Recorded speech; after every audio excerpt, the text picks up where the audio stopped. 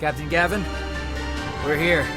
Not long after the escape from the observation center, Gavin was leaning against a car door, feeling like his consciousness was unusually heavy. He clearly heard a voice, but he was unable to snap himself out of his feeble state. He squeezed his hand into a tight fist, and the stabbing pain in his palm finally brought him back to his senses.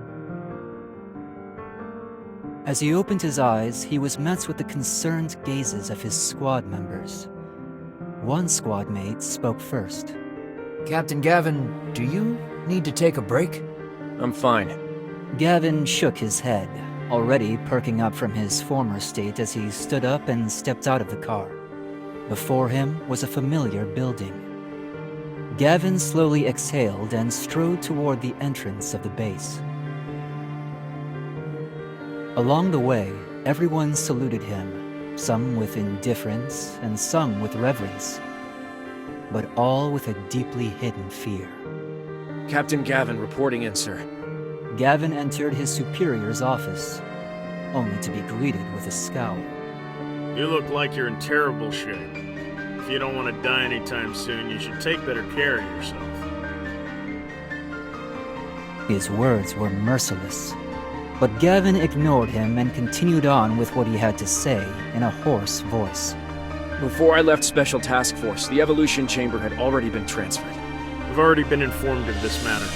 The man sitting behind the desk raised his eyebrows and slammed the document he'd just finished reading on the desk. He looked to be 28 or 29. His face was strong and ruddy, yet unmarred by the scars of battle, and a bit lax. The live stream incident earlier has really messed up the entire situation. Word's come down from above that the evolution chamber mission is now our top priority. He got up and walked over to Gavin. Although he was clearly the shorter of the two, his demeanor betrayed not an ounce of weakness. Gavin held his gaze in silence, not letting a sliver of emotion show. The man continued. I'm deploying another squad under you. You must resolve this matter ASAP. That's not necessary. Gavin refused without a moment's hesitation. It's better if I investigate this matter alone. Also, my squad is already at full capacity. That's an order. The man growled his retort, but to his surprise, a cold smile crept across Gavin's erstwhile expressionless face. Not cowed in the slightest, he replied, I have the right not to obey your order. The man was stunned by his candid response. After a few seconds' pause, he simply went back to his desk, picked up the document, and continued to peruse it. Without looking up, he said, You're not wrong. After all, you are the core of this organization. The clock is ticking on this matter. Gavin did not respond to the man's final statement. Not long after he stepped out of the room, he suddenly felt unsteady. He reached out to support himself on a wall, but immediately withdrew it before he attracted any unwanted attention, and continued on swiftly and steadily. The windows spaced out along the corridor pulled him into their light, and each time Gavin could feel his consciousness slipping off into the distance. He thought of the girl who had recently returned to this world, and a ripple of tenderness welled up in his eyes. But once again, he would cross back into shadow. The ice-cold air would revive his consciousness, and his thoughts would turn to another serious matter. Eli would be the next subject to enter the evolution accelerator. It was several days later that Gavin was finally able to get in touch with Eli. The park at night was sparsely lit. When Gavin arrived, Eli was already there waiting for him. He wasn't wearing an STF uniform. Sitting on the bench with one leg propped on the other, he just looks like a normal civilian. Expressionless, he held an unlit cigarette between his fingers. Spotting Gavin, Eli assumed his usual casual expression, lifting a hand in a wave. You think anybody will get the wrong idea, us meeting here like this? There's no one else here. Gavin had long grown accustomed to this tone of his. You actually made it on time for once. After all, this might be them. Eli stopped short and waved a hand, changing the subject. What did you ask me here for? Have you decided? Gavin didn't come right out and say it, but Eli seemed to have already guessed what this meeting was all about. He simply nodded in affirmation. Gavin, perhaps not quite able to understand or accept his response, quietly said, You must know full well the danger involved. Eli looked up at him and laughed unexpectedly. You're quite well informed. This matter is supposed to be classified. Before Gavin could respond, he continued. Although that's an issue we can overlook. Gavin furrowed his brow. Not to be thrown off topic, he asked again. Why are you doing this? Why did you leave STF? He turns the question right back around on him. Gavin paused, and Eli took the opportunity to light the cigarette in his hand, the spark of the fire making a red speck in the night. He said, matter-of-factly, Isn't danger what we know best? Gavin remained silent, trying to see the emotion hidden beneath Eli's nonchalant expression. But this wasn't something he excelled at. Or perhaps Eli hid it so well that all others could see was what he chose to show. The experiment is starting soon, so I don't know if this is the last time we'll see each other. Before Eli could finish, Gavin interrupted him. You're just going to give up like this? Eli paused. He stood up from the bench, put out the cigarette, and threw it in the trash can. No. I have something that keeps me going, too. He finally broke from that leisurely, nonchalant tone, and then sighed almost imperceptibly. Whether it's Lytton or you or me, one day we're all going to come to this point. But isn't that a good thing? About to leave, Eli put his hand on Gavin's shoulder, giving him a few firm pats.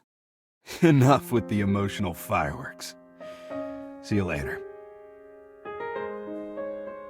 Then, as if afraid of hearing any more emotional fireworks, he turned and quickly left the park. Gavin didn't look back. He gazed at the lights of the cigarette butts, not yet fully extinguished, as it gradually grew dim and burned itself out.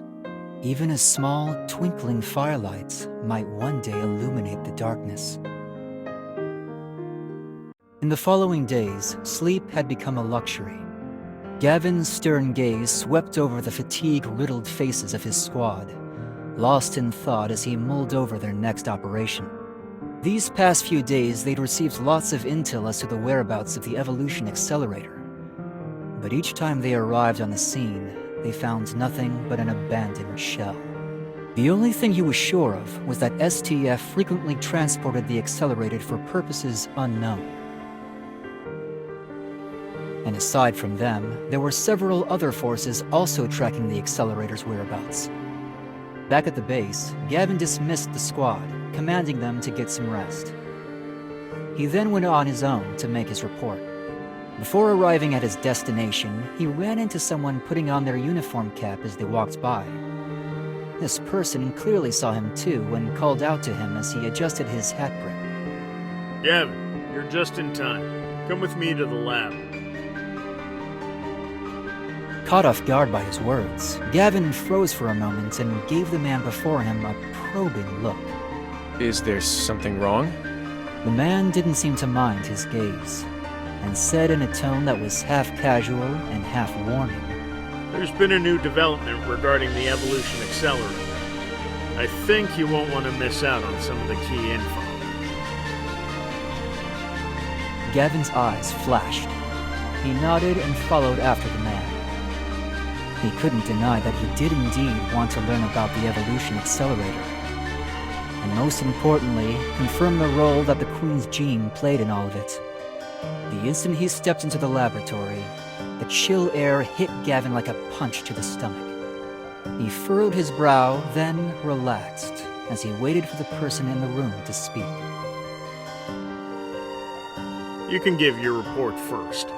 The man turned back to face him. Gavin didn't know what he was planning, so all he could do was answer quickly. Before we arrived, the mission objective had already been transported once again. The man wasn't shocked in the least by this result, and promptly turned his attention to the researcher. The researcher in the white lab coat pushed up his glasses and eyed Gavin up and down with an unpleasant, probing look. But he quickly turned away, moving on to another subject with undisguised excitement. Our collaboration with the higher-ups has seen some new research progress. A stream of data and scientific proof spewed from the researcher's mouth, but he was quickly cut off. All right, cut to the chase. We must get to this evolution accelerator first. The researcher slammed both hands on the messy stack of documents, his eyes aglow with an abnormal fervor. It would be of great value as reference material for our research. Gavin looked up and locked eyes coldly with him, saying resolutely, The accelerator must be destroyed. I would sooner defile a sacred object. Don't you know what it signifies? It signifies the destruction of the gene strand and the inability to control human progress. That should have been apparent to us long ago. Gavin's hand slammed heavily on the table, and the researcher shrunk back from his intense gaze. Suddenly, the man standing to the side pointed at several words on the screen and asked, Has the evolution core of the accelerator been confirmed? Gavin reflexively wanted to prevent the researcher from talking, but the answer was already spouting excitedly from his lips.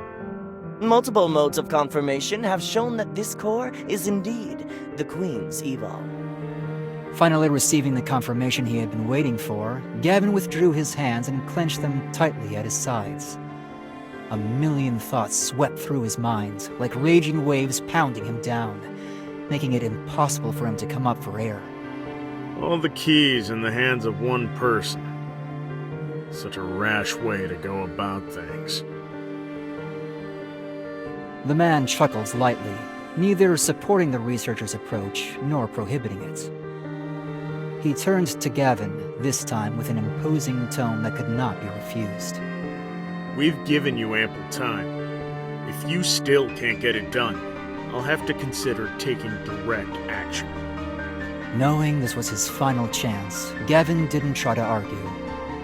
Countless thoughts flooded his mind in this brief amount of time, but in the end, all that came out was a grudging grunt of compliance. After another search that turned up empty, Gavin sunk wearily into a chair. Turning his thoughts to the girl, he took out his phone and sent her a text to let her know he was safe. Before he could put the phone away, the screen lit up with an incoming phone call. Seeing the name of the caller, Gavin's eyes lit up in surprise. All right. Got it.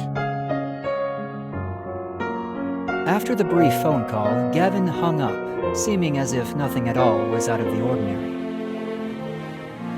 He had the car stop at the side of the road, and after giving a few orders, he got out. A squad member in the back asked him where he was going. Gavin paused a moment, but didn't answer truthfully.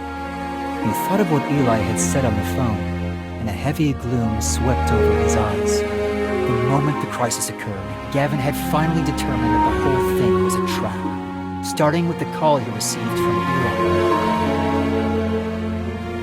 This trap may have been directed at the girl, being as she was the key to the evolution core, or it may have been for him.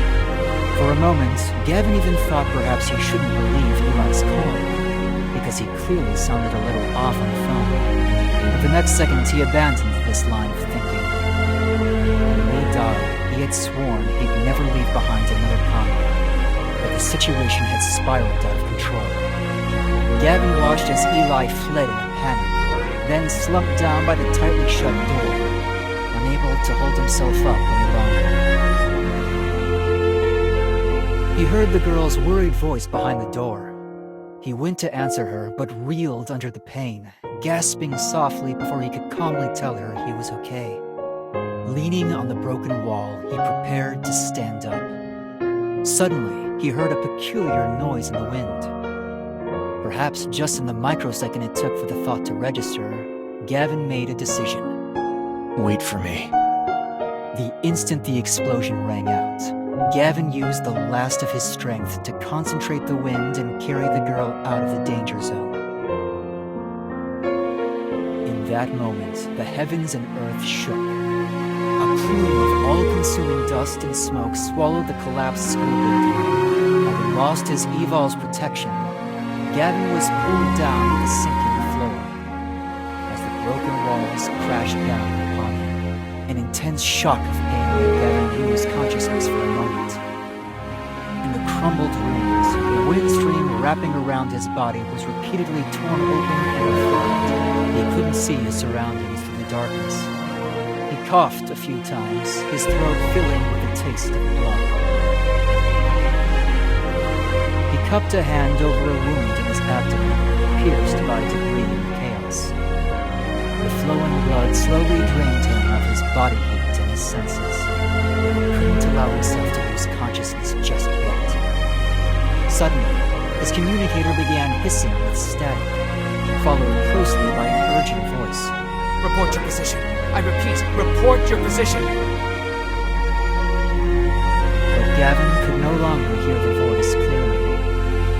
The wind swirling around his body slowly turned black, as if merging with the surrounding darkness.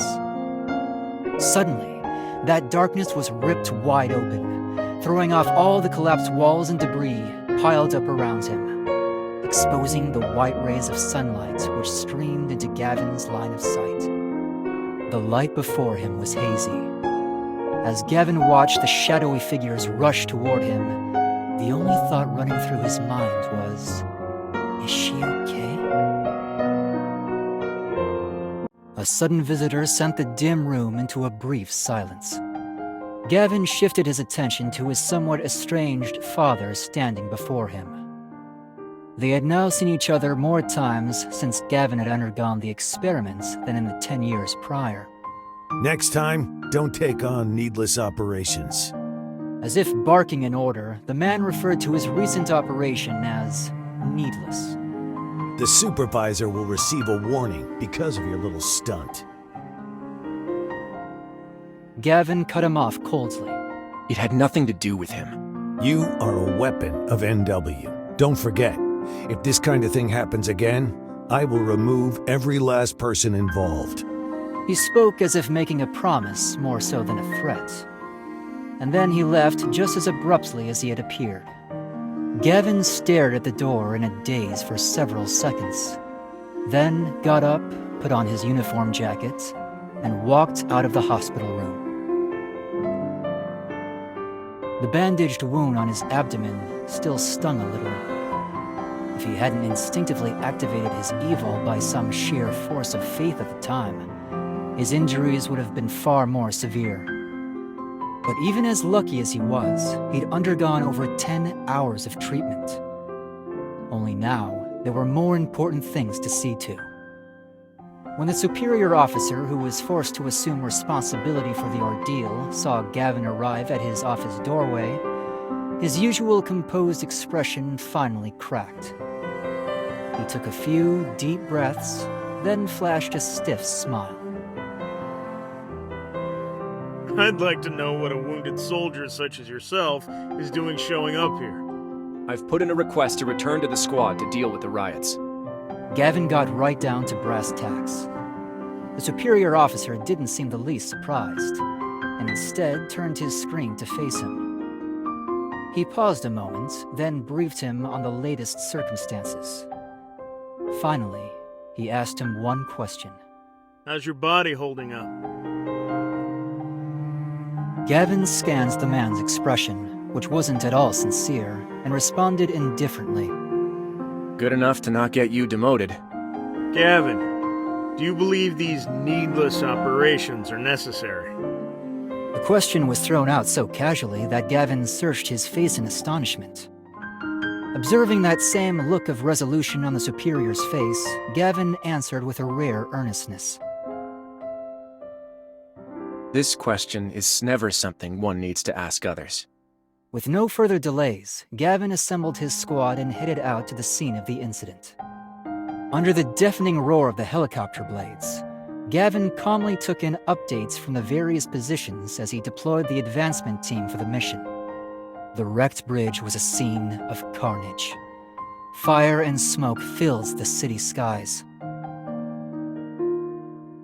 Gavin had the helicopter set down on the roof of a high-rise building, then rushed off to the scene of the crisis.